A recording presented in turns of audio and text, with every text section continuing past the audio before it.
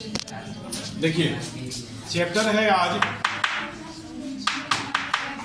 रासायनिक अभिक्रिया एवं समीकरण। क्या चैप्टर है जी?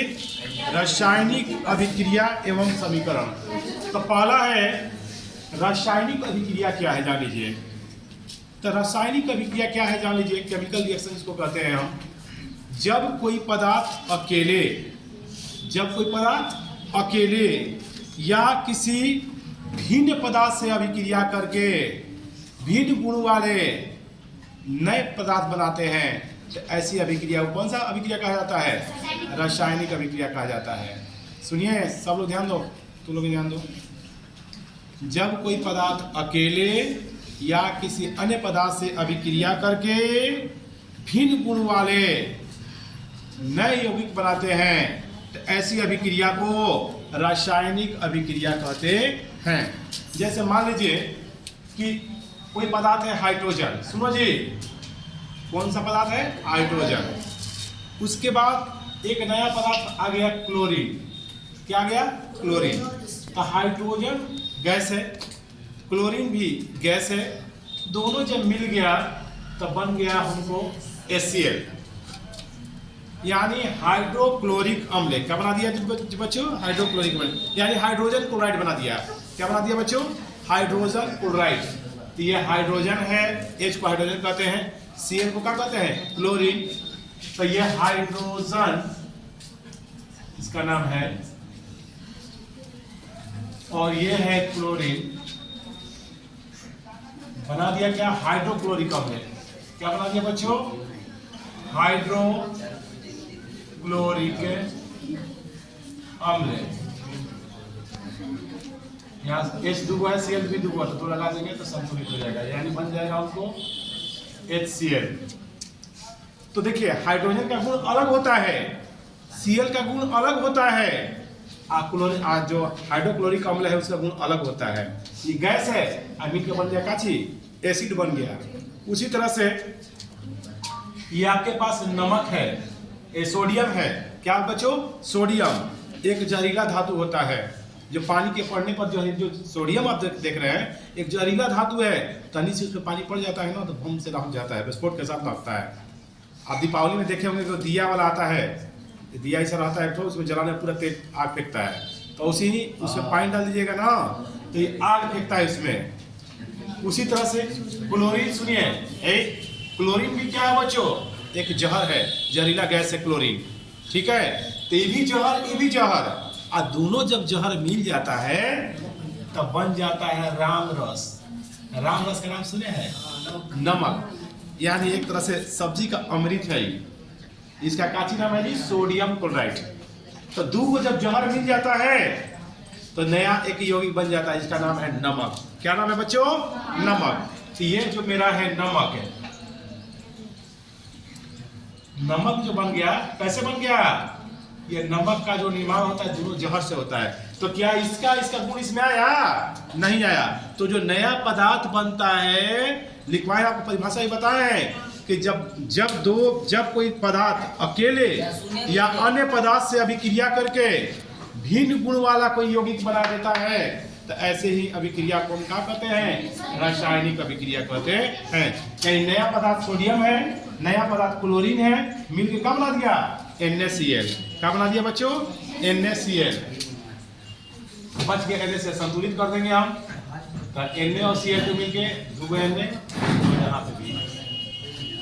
तो ऐसा ये कौन है? नमक खाने कोई भी ज्यादा खाइएगा तो नमके नहीं, संसार का कोई चीज ज्यादा खाइए तो मर जाइएगा, नमके कहे के है। ठीक है बच्चों, तो ये हो गया आपका रासायनिक अभिक्रिया। ठीक है, उसी इसमें कई गो यौगिक है, कई गो तत्व है? दो गो है। उसी तरह से एक और देखिए पदार्थ, सुनिए, ये अकेला पदार्थ है कैल्शियम कार्बोनेट। क्या नाम है बच्चों? परिभाषा बताएं कि जब कोई पदार्थ अकेले, क्या बच्चों? जब कोई पदार्थ अकेले या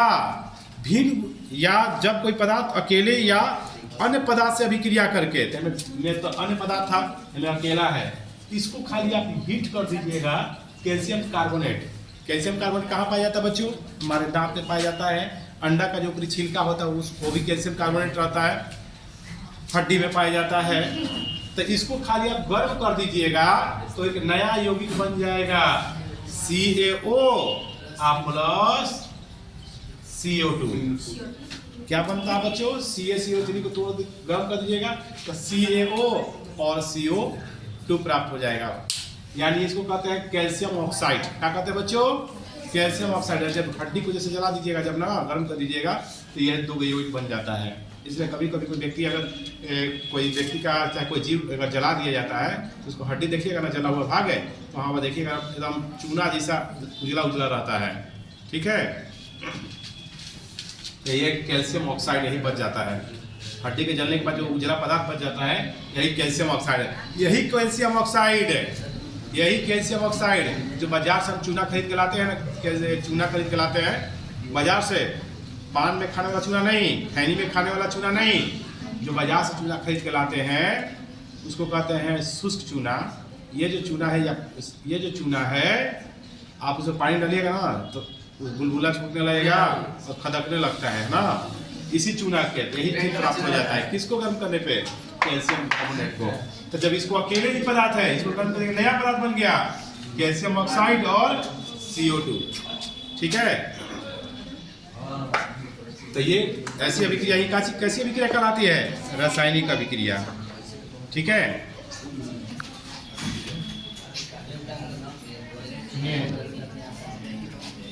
रिएक्टेंट अभिकारक जान लीजिए क्या होता है।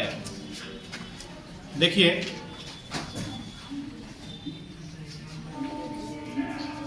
सुनिए, अभिकारक क्या होता है? पूरा चैप्टर समझ लीजिए, समझा दे रहे हैं। अभिकारक क्या होता है? तब ऑब्जेक्टिव याद होना नहीं याद कर पाइएगा। अभिकारक क्या होता है? अभिक्रिया में भाग लेने वाले पदार्थ अभिकारक कहलाते हैं। क्या कहलाते हैं? अभिक्रिया में भाग लेने वाला पदार्थ अभिकारक कहलाते हैं। जैसे इस अभिक्रिया में भाग लेने वाला पदार्थ कौन है? हाइड्रोजन और क्लोरीन है। ये दोनों जो पदार्थ है क्या है? अभिकारक। कौन है बच्चों? अभिकारक। यानी किसी अभिक्रिया में भाग लेने वाला पदार्थ अभिकारक कहलाता है। क्या कहलाता है बच्चों? तो ये अभिकारक है, ये अभिकारक है। ठीक है, अभिक्रिया में दोनों भाग ले रहा है, ये क्या है? अभिकारक। ठीक है, इसके बाद आता है बच्चों प्रतिफल। तो अभिक्रिया के बाद सुनिए, अभिक्रिया के बाद जो पदार्थ बनता है वह प्रतिफल कहलाता है। क्या कहलाता है बच्चों? हाइड्रोजन क्लोरीन अभिक्रिया करके क्या दे दिया? HCl।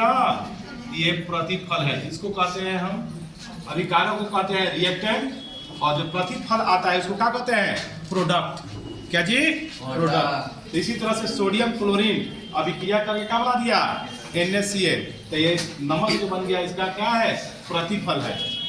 प्रतिफल मतलब प्रोडक्ट है इसका। यानी सोडियम क्लोरीन का प्रोडक्ट कौन है? नमक। ठीक है, ये मेरा जो प्राप्त हुआ वो प्रतिफल हुआ। ये जो मेरा प्राप्त हुआ प्रतिफल प्राप्त हुआ। और जो दोनों मिलकर अभिक्रिया करके जो चीज बनाया इसको अभिकारक कहेंगे। इसको क्या कहेंगे? अभिकारक कहेंगे। ठीक है,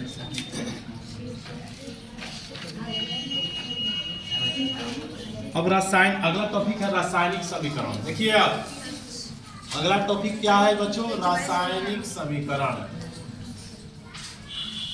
रासायनिक समीकरण। तो रासायनिक समीकरण क्या होता है जान लीजिए आप लोग बच्चों। रासायनिक समीकरण क्या होता है?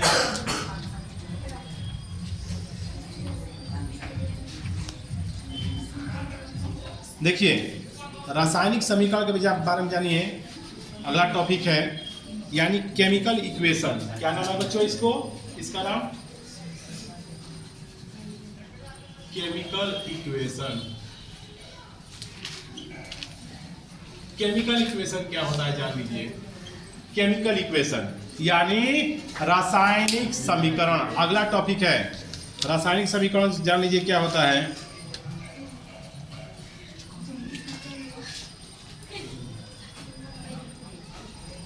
देखिए, किसी अभिक्रिया में भाग लेने वाले, क्या बच्चों?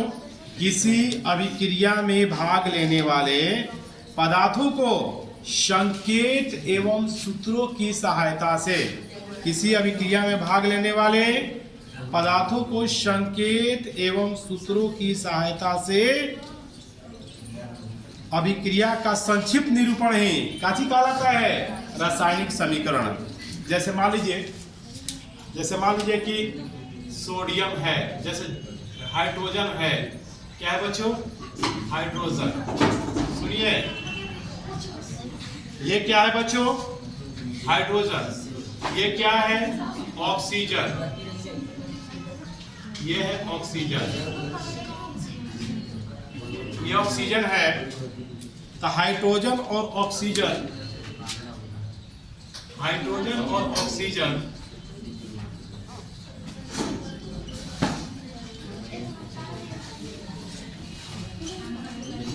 अभिक्रिया करके क्या देता है? जल। क्या देता है बच्चों? जल। तो इसको संकेत के सहायता से, हाइड्रोजन का संकेत क्या होता है? H2। ऑक्सीजन का संकेत क्या होता है? O2। अभिक्रिया करके क्या दे दिया? जल। क्या दे दिया बच्चों? जल। तो संकेत एवं सूत्र की सहायता से, क्या दीजिए? संकेत एवं सूत्र की सहायता से इस समीकरण का निरूपण करना क्या कहलाता है? रासायनिक समीकरण। यानी किसी रासायनिक अभिक्रिया में भाग लेने वाले, किसी रासायनिक अभिक्रिया में भाग लेने वाले पदार्थों को संकेतों एवं सूत्रों की सहायता से, संक्षिप्त निरूपण ही क्या कहलाता है?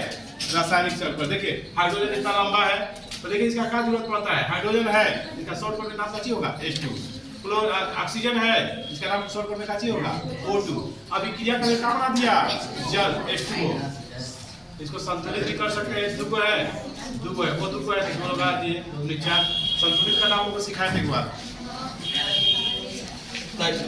ये आपका जो बन गया H2 प्लस O2, अभिक्रिया का बना दिया H2O।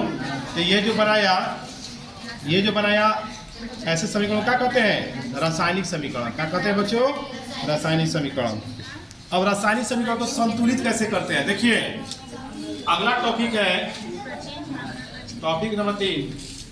बच्चों मैं आपको एक बात कर रहा हूँ, आप बात करने का आपको मना नहीं कर रहा है। बात करने का नीचे बात कर लीजिए। अब तो चुपचाप घर चल जाइए। अपने दूसरा अपने नहीं पढ़े, दूसरा का डिस्टर्ब कर लीजिएगा। घर जाइए, कुछ काम कीजिए घर का। देखिए रासायनिक समीकरण को संतुलित करना। देखिए अगला टॉपिक है, मैं चिल्ला के पढ़ा रहा हूँ, आप लोग को मन से भी पढ़ा रहा हूँ। आप लोग बात करिए, मेरे पढ़ाई आप ध्यान नहीं दीजिएगा, फिर पढ़ाने मन लगेगा मेरा, इसीलिए आप पढ़ाई पर ध्यान दीजिए। संतुलित रासायनिक समीकरण। देखिए पहला है कि संतुलित और असंतुलित रासायनिक समीकरण क्या होता है जान लीजिए। अगला टॉपिक है संतुलित रासायनिक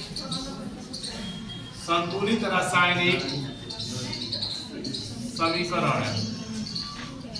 संतुलित रासायनिक समीकरण जान लीजिए। संतुलित रासायनिक समीकरण क्या होता है जान लीजिए बच्चों। देखिए संतुलित रासायनिक समीकरण क्या होता है? वैसा समीकरण जिसके दोनों तरफ यानी उत्पाद और अभिकारक और प्रतिफल के दोनों तरफ जो होते हैं परमाणुओं की संख्या समान होती है। क्या होती है? समान होती है। यानी जितने इधर परमाणु रहेंगे उतना ही इधर परमाणु रहेंगे। जैसे इस रिएक्शन में देखिए H कै गो है? 2 गो। O कै गो है? 2 गो। अभिक्रिया करके हमको मिला H2O। तो क्या ये संतुलित समीकरण है कि नहीं है? तो हाइड्रोजन 2 गो है, ऑक्सीजन 2 गो है, लेकिन हे पट्टे ऑक्सीजन कै गो है? 1 गो। और इधर कै गो है? 2 गो। तो क्या दोनों बराबर परमाणु है? तो दोनों परमाणु बराबर नहीं है। दोनों परमाणु बराबर नहीं है। तो ये जो समीकरण है मेरा असंतुलित समीकरण है। कैसा समीकरण है बच्चों? असंतुलित। संतुलित नहीं कहेंगे इसको, असंतुलित। क्योंकि हाइड्रोजन 2 गो है और इधर ऑक्सीजन भी 2 गो है। लेकिन इस तरफ तीर के हम देख रहे हैं कि हाइड्रोजन तो 2 है लेकिन ऑक्सीजन 1 गो है। तो ये असंतुलित समीकरण हो गया, ये संतुलित समीकरण नहीं है। तो संतुलित करने के लिए इसको हम क्या करेंगे भाई, क्या ऐसा लगा देंगे कि संतुलित हो जाएगा। तो देखिए क्या ऐसा कर देंगे कि संतुलित हो जाएगा। देखिए हाइड्रोजन 2 गो बा, ऑक्सीजन 2 भी 2 गो बा, तो देखिए H2O क्या जी, H2O है प्राप्त हुआ। तो यहाँ पर हम 2 लगा दिए, कितना लगा दिए 2, तो 2 दूनी 4 गो हाइड्रोजन हो गया। यहाँ हाइड्रोजन का गो है 2 गो है, ठीक। तो यहाँ 2 लगा दिए, हाइड्रोजन कब हो गया 4 हो गया। यहाँ हाइड्रोजन कब हो गया 4 हो गया। ऑक्सीजन कब हो गया 2 गो है, इधर भी ऑक्सीजन कब है 2 गो है, ठीक है। तो अब जो ये समीकरण हो गया, हाइड्रोजन को पीछे का कोई इधर है 4 गो, ऑक्सीजन का गो है 2 गो। फिर इस तरह बताइए, हाइड्रोजन का गो है 4 गो, ऑक्सीजन का गो है 2 गो। चूंकि 2 लग गया ना, 2 यहाँ पे लगने का मतलब क्या होगा कि भाई हाइड्रोजन 2 से गुना हो गया 4 हो गया, और ये वो पहले को था कब हो गया 2 गो, लेकिन पहले कब गो था, पहले ये कब गो था हाइड्रोजन, पहले हाइड्रोजन था 2 गो, पहले हाइड्रोजन कब गो था यहाँ पे 1 गो, अलग अलग था, तो इसको लिखने की आवश्यकता नहीं है। तो अब समीकरण कैसा समीकरण हो गया, संतुलित समीकरण।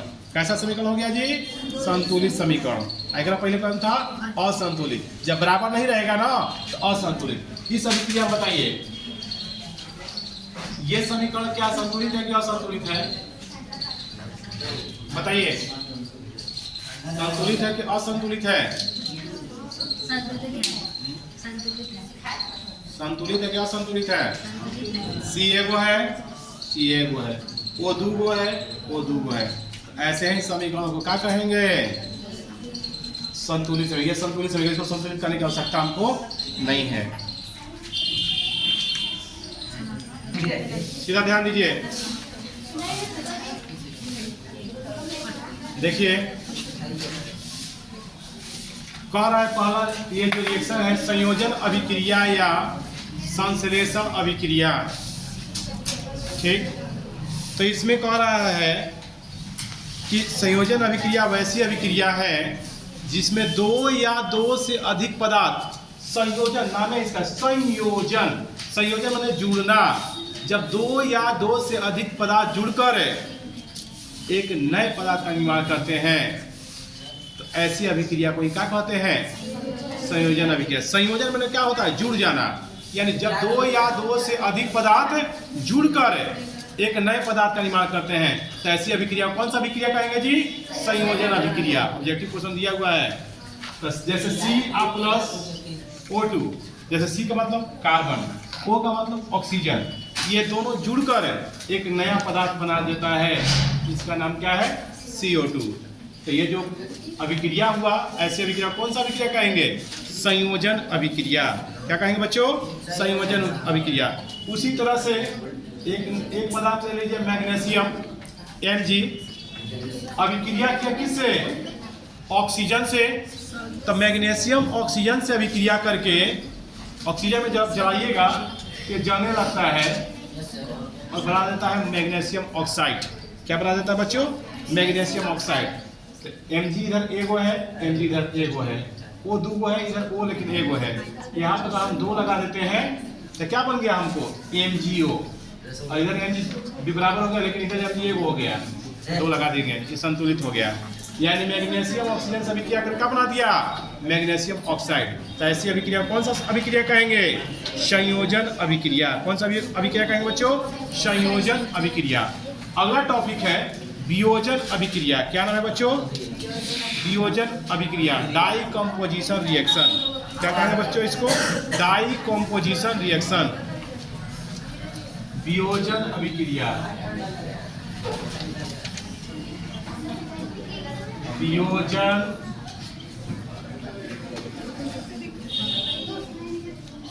अभिक्रिया, वियोजन अभिक्रिया को कहेंगे डाई कंपोजिशन रिएक्शन। देखिए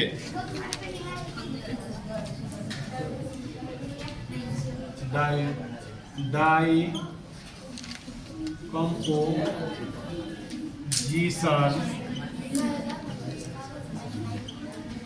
डाई कंपोजिशन रिएक्शन, वियोजन अभिक्रिया। देखिए वियोजन अभिक्रिया क्या होता है जान लीजिए, वह अभिक्रिया जिसमें कोई यौगिक है, वह अभिक्रिया जिसमें किसी यौगिक के बड़े अणु टूटकर छोटे छोटे अणुओं का निर्माण करते हैं, ऐसी अभिक्रिया को वियोजन अभिक्रिया कहते हैं। ऐसी अभिक्रिया को क्या कहते हैं बच्चों? वियोजन अभिक्रिया कहते हैं। तो वियोजन अभिक्रिया वैसी अभिक्रिया है जिसमें कोई बड़ा यौगिक टूटकर भिन्न गुण वाले छोटे यौगिकों का निर्माण करता है, तो ऐसी अभिक्रिया को क्या कहते हैं? वियोजन अभिक्रिया। जैसे मान लीजिए ये देखिए यहाँ पे रिएक्शन में CaCO3 है, ये कोई यौगिक है, तो इसको हम क्या करते हैं? गर्म कर देते हैं, तो एक नया यौगिक बन जाता है CaO। क्या बन गया बच्चों? CaO, और प्राप्त हो गया CO2। तो ऐसे अभिक्रिया क्या कहते हैं? वियोजन। मान लीजिए कि बड़ा मेरा पेन है, इसको तोड़ दिए, इसे अलग अलग कर दिए, तो क्या होगा? वियोजित हो गया, यानी टूट गया। तो ऐसी अभिक्रिया क्या कहेंगे? वियोजन अभिक्रिया। उसी तरह से ये कैल्शियम कार्बोनेट है, ये टूट जाएगा जब गर्म करेंगे, तो क्या बन जाएगा? कैल्शियम ऑक्साइड और CO2। तो ऐसी अभिक्रिया कौन सा अभिक्रिया कहलाएगा? वियोजन अभिक्रिया। क्या कहलाएगा बच्चों? वियोजन अभिक्रिया। अगला टॉपिक आता है विद्युत अपघटन अभिक्रिया। क्या था बच्चों? विद्युत अपघटन अभिक्रिया। विद्युत अपघटन अभिक्रिया जान लीजिए। विद्युत अपघटन अभिक्रिया के बारे में, तो इसमें क्या होता है? विद्युत अपघटन अभिक्रिया में देखिए, सुनिए, ध्यान दीजिए। विद्युत अपघटन में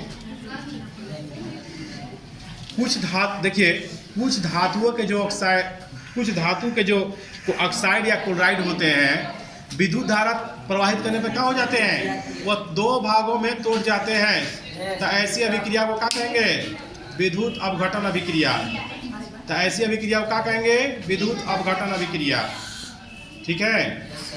जैसे बोर्ड पर ध्यान दीजिए, NaCl में विद्युत धारा प्रवाहित करेंगे तो हमें क्या प्राप्त हो गया? Na plus plus Cl minus. क्या प्राप्त हो जाता है बच्चों? Na प्लस और Cl क्या बन जाता है? माइनस। यानी ऐसे इसको भी कहेंगे हम, या इसको संतुलित करना होगा तो ऐसे भी कर लेंगे। NaCl तोड़ने पर Na और Cl का हुआ है 2 गो, ऐसे तोड़ेंगे तो देखिए हमको Na प्लस बन जाएगा और Cl का बन जाएगा माइनस। या इसी रिएक्शन कैसे भी लिख सकते हैं हम? NaCl को लिख सकते हैं हम Na प्लस Cl2।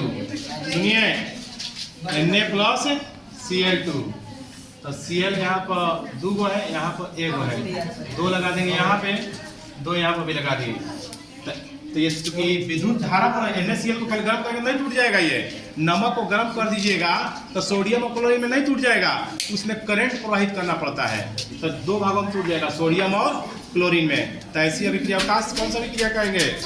विद्युत अपघटन अभिक्रिया। ठीक है।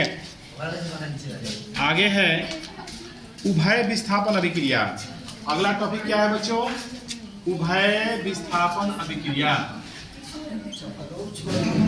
उभय विस्थापन। अगला टॉपिक देखिए, अगला टॉपिक देखिए, पहले विस्थापन अभिक्रिया जानिएगा। उभय विस्थापन, पहले विस्थापन अभिक्रिया क्या होता है जान लीजिए। विस्थापन, विस्थापन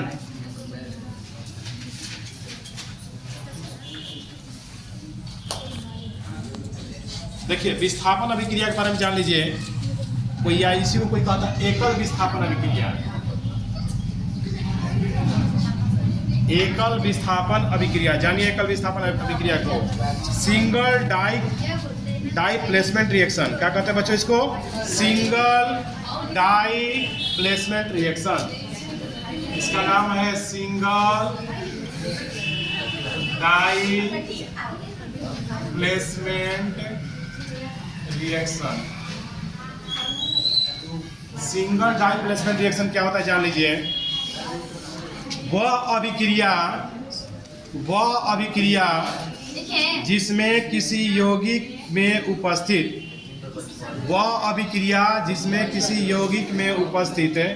किसी परमाणु या परमाणुओं के समूह को किसी दूसरे परमाणु द्वारा क्या कर दिया जाता है, विस्थापित कर दिया जाता है, हटा दिया जाता है। तो ऐसे ही अभिक्रिया क्या कहते हैं, विस्थापन अभिक्रिया कहते हैं। यानी वह अभिक्रिया जिसमें किसी यौगिक में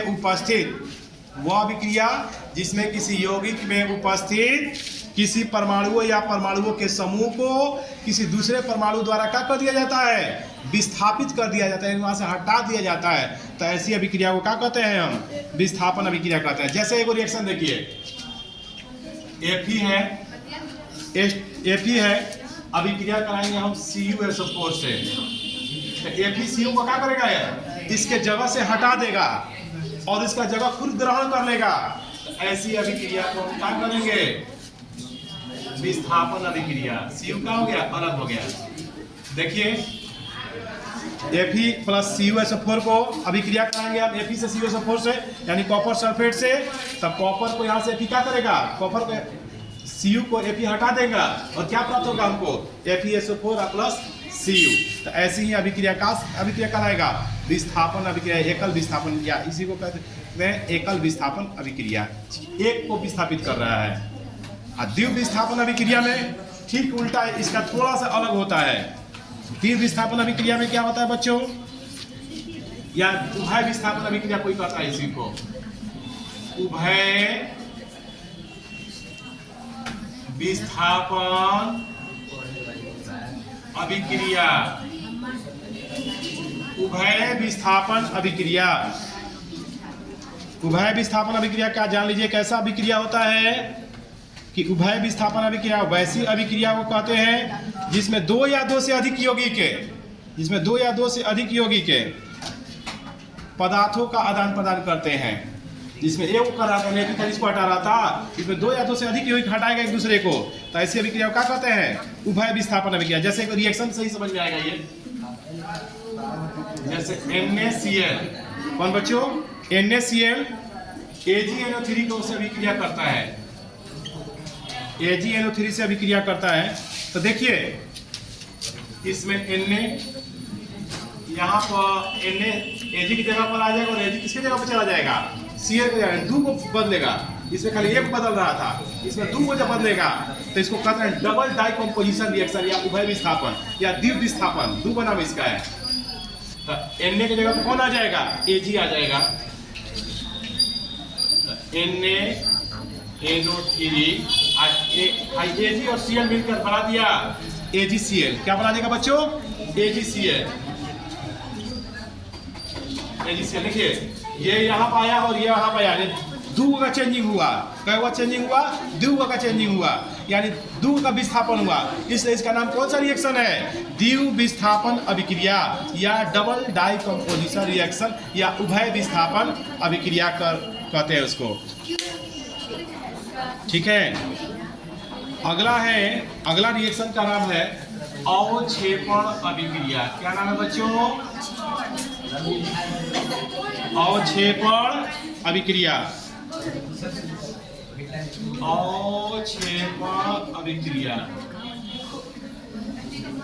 देखिए अवक्षेपण अभिक्रिया, तो देखिए कुछ ऐसे रासायनिक अभिक्रिया है जिनमें कोई प्रतिफल ठोस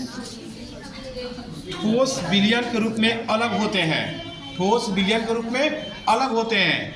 ऐसे अभिक्रिया को कहते हैं अवक्षेपण अभिक्रिया। जैसे मान लीजिए, यानी कहने का मतलब कुछ ऐसे रासायनिक अभिक्रिया होती है जिनमें प्रतिफल ठोस रूप में प्राप्त होते हैं।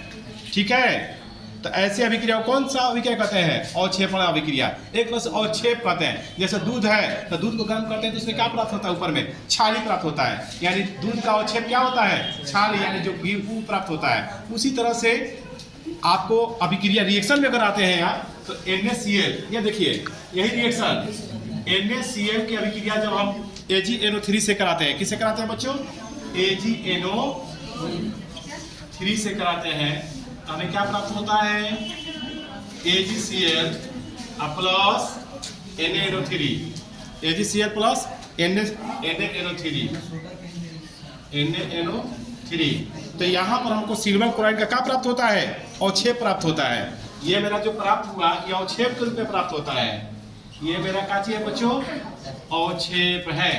ये कौन सा है पदार्थ बच्चों, हमको अवक्षेप प्राप्त होता है। अच्छा, अगला जो रिएक्शन है अवक्षेपण अभिक्रिया, अवक्षेपण अभिक्रिया को कहते हैं प्रिस्पिरेशन रिएक्शन।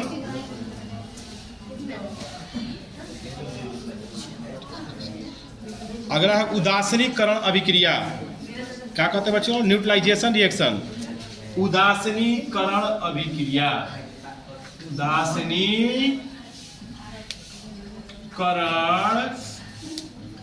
अभिक्रिया,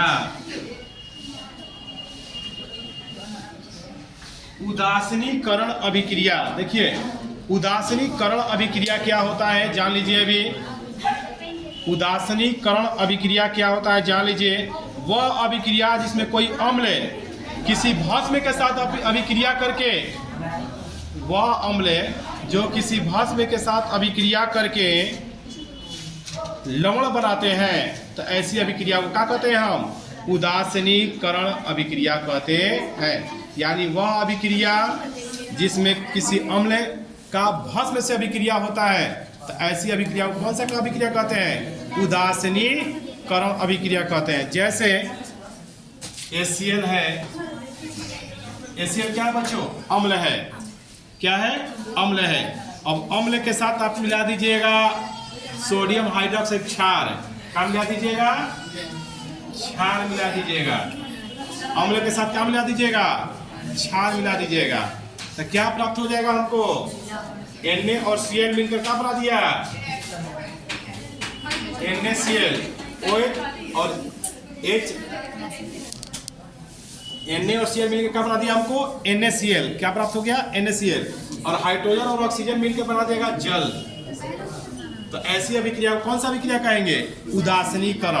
यानी अम्ल और क्षार की शक्ति खत्म हो जाएगा और नया के यौगिक बन जाएगा कौन, नमक बन जाएगा। यानी HCl और Na से अभिक्रिया कराएंगे तो हमें क्या प्राप्त होगा, सोडियम क्लोराइड यानी नमक है, और प्लस क्या प्राप्त होता है, जल। तो ऐसी अभिक्रिया कौन सा अभिक्रिया कहलाएगा, उदासीनीकरण अभिक्रिया। कौन सा अभिक्रिया कहलाएगा बच्चों, उदासीनीकरण अभिक्रिया। ठीक है, नेक्स्ट जो केमिस्ट्री अगला क्लास में बताएंगे। कुछ टॉपिक बचा हुआ है इस चैप्टर का, ठीक है। और ये आपके ग्रुप में जाएगा बच्चों, यूट्यूब में जाएगा आपका, तो चैनल को जरूर सब्सक्राइब कीजिएगा।